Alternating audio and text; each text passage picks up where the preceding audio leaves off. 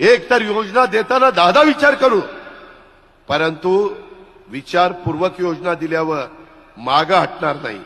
आपल्या राज्याचं आर्थिक उत्पन्न बजेट हे 6.5 लाख कोटीचं आहे. पुढच्या वेळेसचा अर्थसंकल्प 7 लाख कोटीचा होईल. स्थूल उत्पन्न 42-43 लाख कोटी आहे.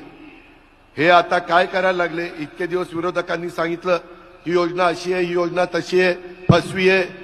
ज्यावेळेस आमच्या मायमाऊलींनी प्रतिसाद दिला आणि ते आनंदी झाले, आता ते सांगताय काही त्यांचे बगलबच्चे, अरे आता पगारच होणार नाही, अरे आता यांच्याकडे पैसेच शिल्लक राहिले. ए शाण्या सांगणाऱ्या, तू अर्थमंत्री आहे का मी अर्थमंत्री आहे? तिजोरी तुझ्या हातात आहे का माझ्या हातात आहे? का लोकांना खोटं बोलतो? तुम्ही स्वतः तुमचा संसार करत असताना तुमच्या खिशात किती पैसे आहेत, तुमच्या तिजोरीत किती पैसे आहेत